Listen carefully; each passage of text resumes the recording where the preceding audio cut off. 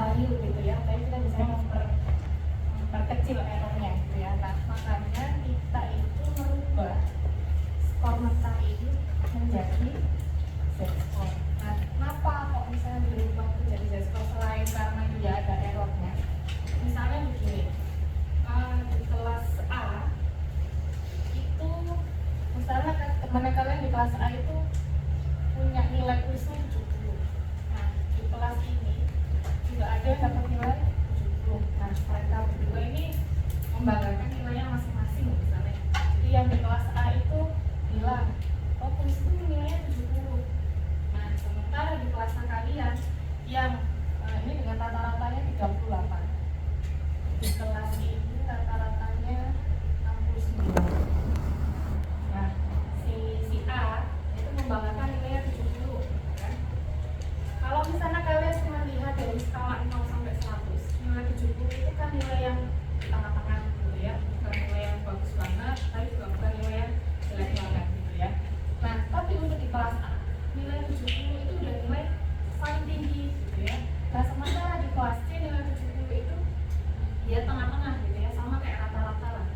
Itu kan nggak bisa kita membandingkan gitu ya, membandingkan mana yang lebih bagus gitu ya. Nah karena tidak bisa dibandingkan secara adil gitu ya, makanya kita ubah menjadi z-score. Jadi kelihatan mana yang sebenarnya nilainya paling tinggi di antara kedua orang ini meskipun skor mentahnya sama-sama 70. Nah cara merubah z-score itu rumusnya begini, x dikurangi rata-rata dibagi standar deviasi.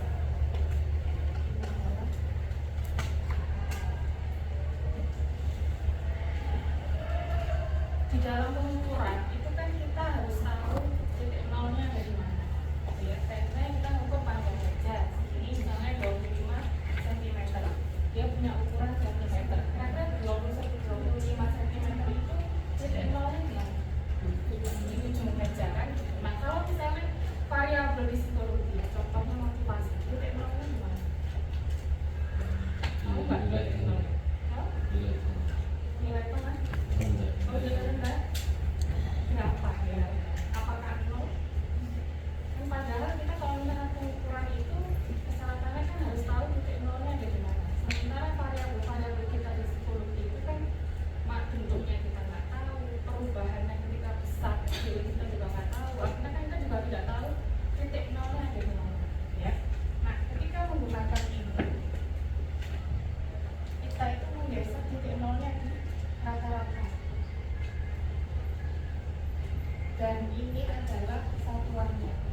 Kan kalau panjang meja kan satuannya cm, 25 cm. Jadi ketika kita sudah menghitung z, misalnya hasilnya 1, dan itu hasilnya 1 SD. Jadi ketika digambar itu begini. Kan kalau z-score itu rata-ratanya pasti 0. Itu rata-rata. Nah yang di sini kan 1, itu maksudnya 1 SD, 2 SD.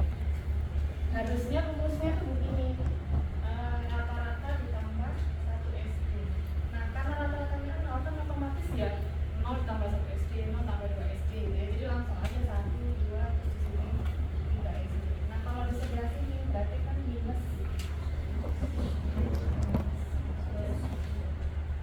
Jadi positif negatif tanda itu di nilai z itu bisa bermakna dia di atas rata-rata atau di bawah rata-rata. Atau kalau misalnya 0 kan berarti dia tepat sama kayak rata-rata mereka. Itu nilai z gitu ya. Misalnya contohnya itu gini. Jadi si A